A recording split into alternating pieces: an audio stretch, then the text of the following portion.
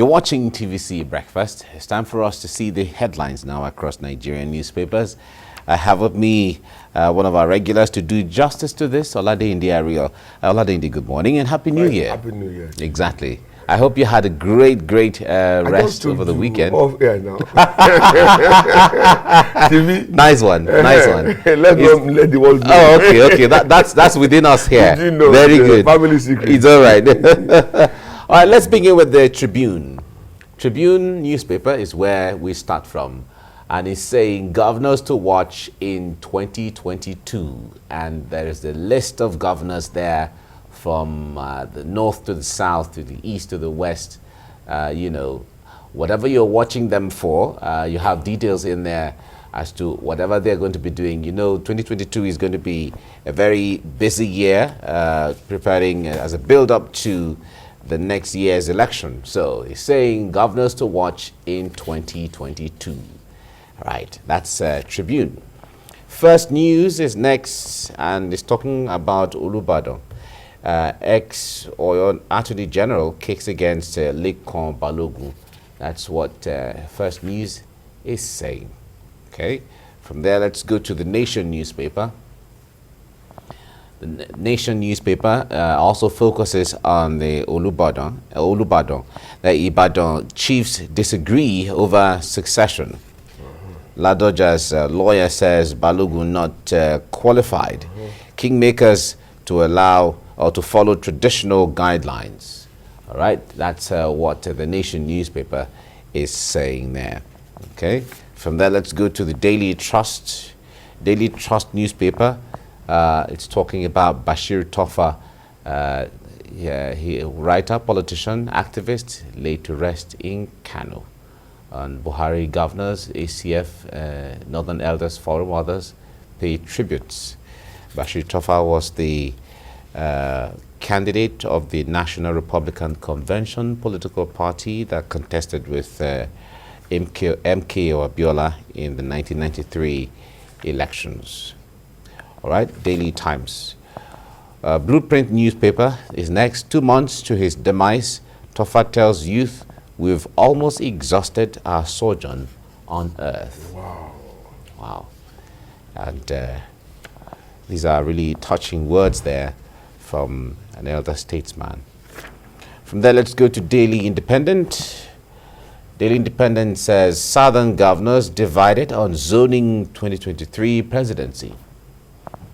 Southern governors divided on zoning 2023 presidency. Okay, we will touch on this briefly. And then from there, let's go to the Leadership newspaper. Leadership says pressure mounts on APC leaders to shift national convention. Pressure mounts on APC leaders to shift national convention. Postponed convention, ruin your legacy. PGF DG tells Buni, says APC playing into PDP's hands. All right, that's all on the front page of the Leadership newspaper. From there, let's go to the Business Day. Business Day says Nigerians defy insecurity, COVID-19, travel for Yuletide. Okay, of course, we'll talk about this too as we get into the discussion. Nigerians defy insecurity, COVID-19, travel for Yuletide. Okay. The Punch newspaper is next, and it says New Year celebrations, experts project high infection rate as Nigerians shun protocols at fun spots. Experts project high infection rates as Nigerians shun protocols at fun spots. All right, that's the Punch newspaper. From there, let's go to the News Direct. Subsidy removal, inflation, others threaten Nigeria's economy in 2022. As politicking for 2023, Omicron portend dicey possibilities. Okay, these are all on the front page of the News Direct. This Nigeria is next. 2022 economic forecast. Tighten your belt, World Bank warns Nigerians. Expects high inflation rates, foreign exchange trade policies to determine trend. Tighten your belt, World Bank warns Nigerians. That's the 2022 economic forecast by the World Bank. You expect high inflation rates. Okay, well, this is this Nigeria. National economy is the last one we're looking at now. Nigeria's 17.12 trillion naira 2022 budget at risk over production quota, U.S. shale. All right, as OPEC meets over output increase. Okay, Nigeria's the 2022 budget at risk over production quota as so U.S. shale. Okay, so we know that the United States produces the shale oil, and that is becoming a global phenomenon now, where one way or the other, a lot of people are projecting that the U.S. is going to be a big player in the global oil market industry, okay, rivaling OPEC and the others. That's the national economy, okay. All right, let's begin to look at some of the issues. Oladeinde, the point there is, let's start with the story on the front page of the Business Day. It says Nigerians defy insecurity, COVID-19, travel for Yuletide. Let's start with that before we go to the other one. Now, the point there is, before the Yuletide, we heard a lot of scare where people say, no, we wouldn't travel this year, or the way security is, you know, and all of that. But a lot of people traveled, and then they talked about how safe the roads were relatively, and how the road was clear, especially when some of the roads have been constructed and you know, rehabilitated, and they are smooth and all of that. And then it generated a lot of interest in people who originally didn't plan to travel, and they decided to travel, you know, against all odds. Talk to us about this anyway. Right. So many factors were responsible for the plan to travel or not to travel. Or not to travel. Chief among which is availability of the funding. In all cases, going home is always going to spend mindlessly and sometimes senselessly, because you don't have the control levers. An uncle will come, is his own load of problems, and auntie will come, siblings, and you know, old friends, old schoolmates. Okay, so that was there. Now the COVID thing, I still don't understand, but I can hang it on the fact that somehow we have escaped from being the poster boy for COVID invasion in the world. To that extent, we still do not appreciate the danger posed by COVID, right? Yeah, in other places, just last week, I saw a report that we had lost only 3 people to Omicron, whereas elsewhere, they've lost hundreds of thousands. You know, so in that kind of environment, they need little or no campaign to drum it into people's head, okay, that they should follow the protocols and do whatever they can so that they will not be in harm's way. But here, because of our weather and several other factors that conspire to favor us, we always say, don't mind them, propaganda and all of that. Yet the numbers are increasing and people are also dying. The rate of infection is increasing so rapidly because of the nature of Omicron, unlike the previous 2, Delta and the original one, and which is enough reason for people to take caution. But are they taking caution? No. You rarely see people going around with their face masks. Funny enough, I was alone in the car with the driver. You can see my face mask. Oh, no, I put it here when I go entering the studio. I still wore it. Yeah. And these are little things you can comply with easily. It's in your own interest first, and then of your immediate family. You don't want to endanger your life. You don't want to endanger the lives of your people. Okay? It becomes a serious case when you remember that people are taking the first, second, and the booster doses, yet they still had COVID.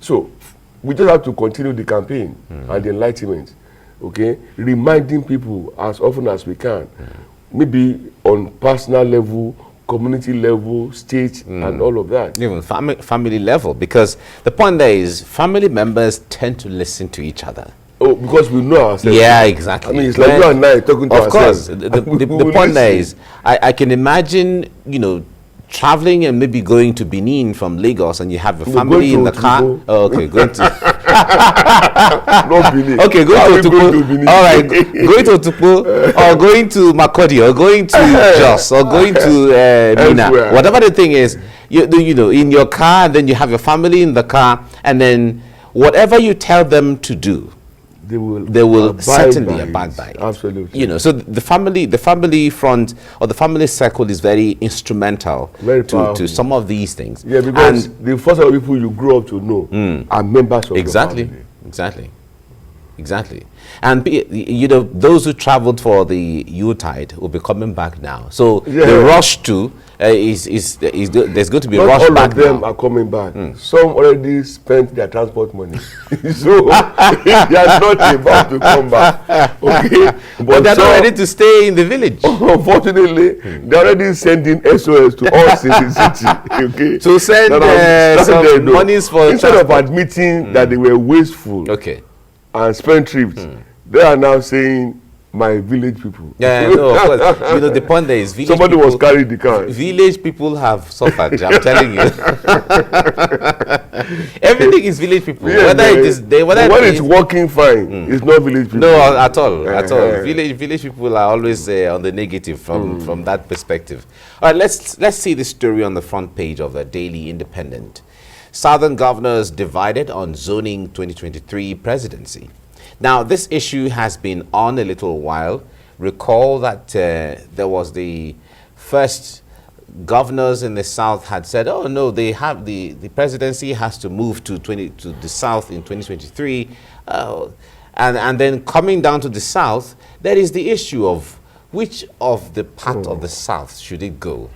Southwest, Southeast, or South. Yeah. They all have their arguments. They all have because all the points on the table, they are valid from whatever perspective you may be coming from. Exactly. But how will this influence or impact or pan out? Before I go to that, I forgot to tell you that yesterday we were in a group of IDU people. Let me say we were IDU, and we said let's go to fun sports and see what was happening. So we went to some beaches in Aja.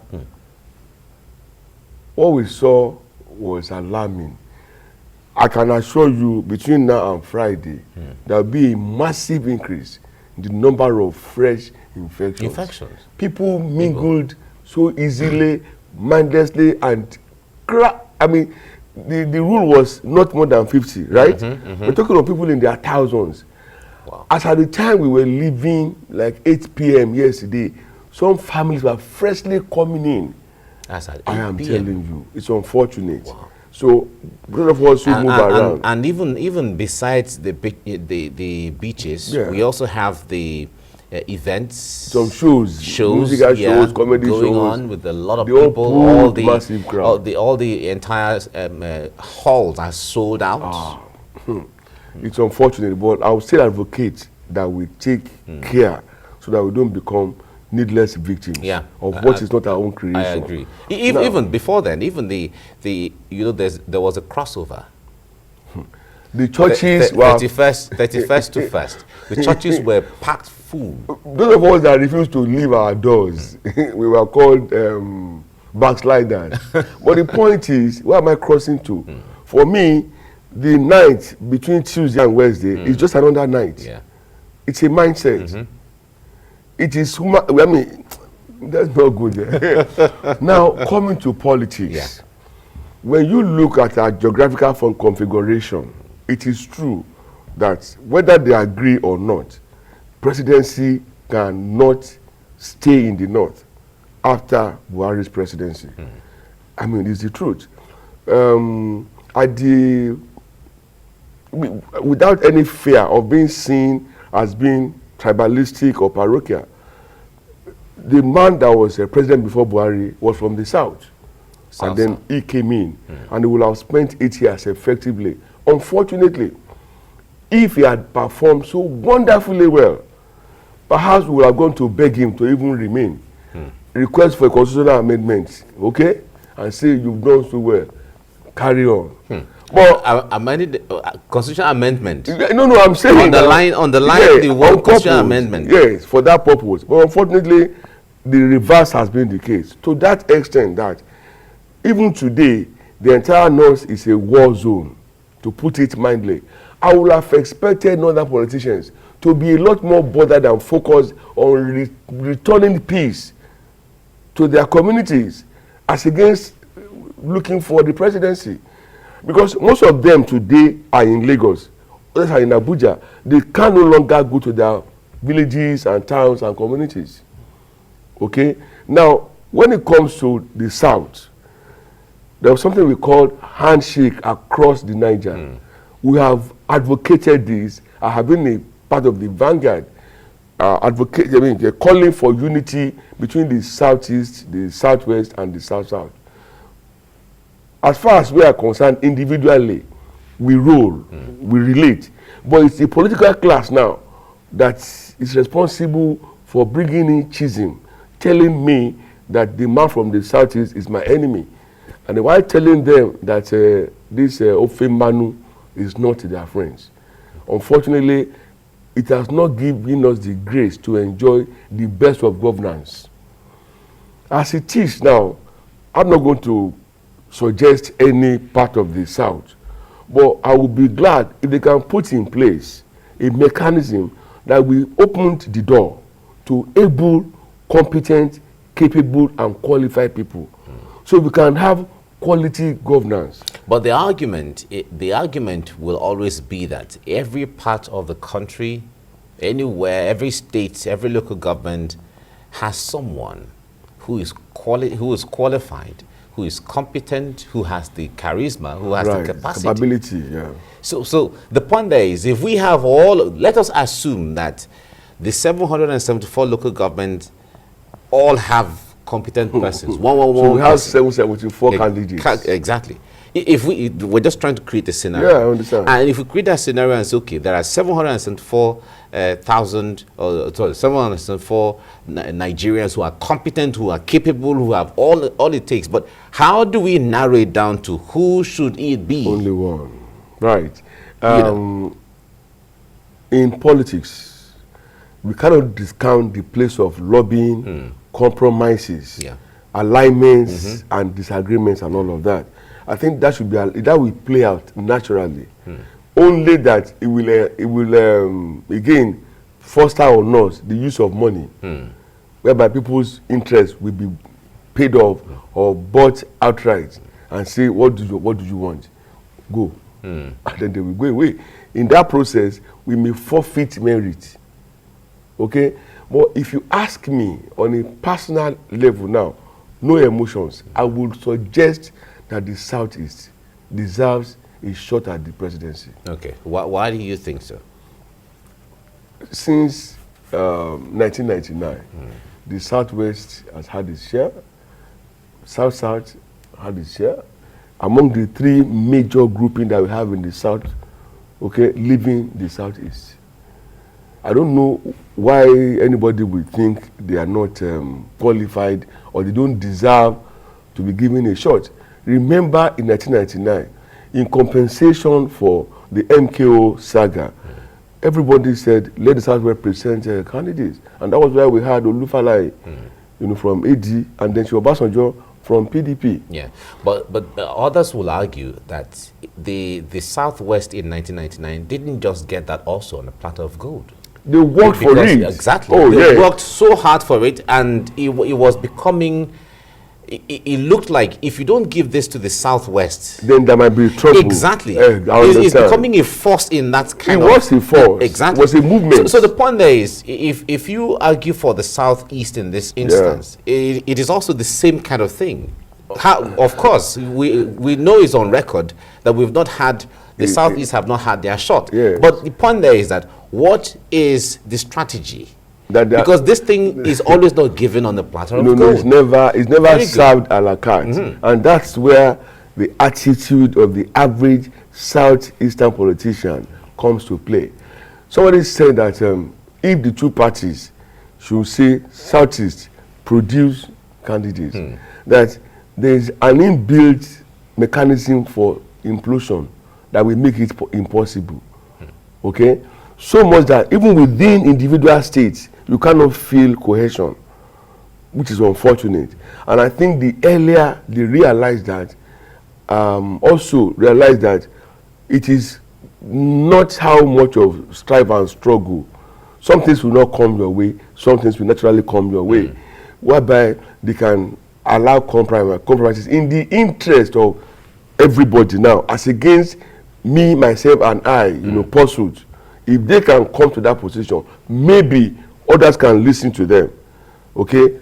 The Southwest has this culture of coming together and saying we are going this way. Yeah.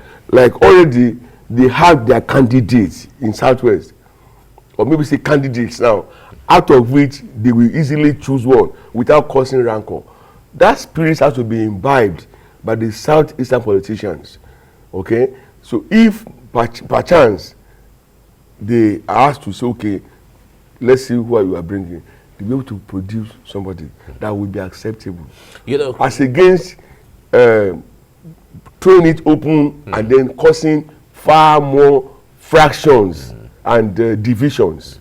That will not augur well. It won't help their position. On the other, some people have argued that the way your culture is tend to shape the way your politics also run. Right. Now, in the Southeast, for instance, they have the egalitarian Republican style. They have the egalitarian system in their ethnic, you know, culture makeup, where you don't have a one village head on everybody. Rather, you have heads of different families, and then they come together in the village square to discuss whatever concerns the entire village. And so whatever is there in politics, you all have to come together to sit down and agree and all of that. Do you think that is what is impacting the way politics is also played in that part of the country? To a large extent, I would say yes. Because, just said it now, in the Southwest, we have some obas, they call them first-class obas. All they need to do is to send a tank crier to town, and the people will queue behind them. Whatever decision they take, they will abide by it. Yeah. And the obas, again, in the Southwest, they have their platforms where they meet and exchange ideas. So I think for these purposes now, it would be nice if Southeast can see that by keeping up to that Republican or egalitarian mentality, they are being disadvantaged at the national political platform. So the only way they can create that force, that movement, that will have good impact is by coming together. In any case, politics is a game of numbers. But when you are fractionalized, you don't get the good figures. And that is the problem. Even if they give them a nomination, how am I sure, how are we sure that the entire Southeast will vote, you know, in one direction? I mean, I can't mention a single Southern politician that I would say, oh, is acceptable to all of them.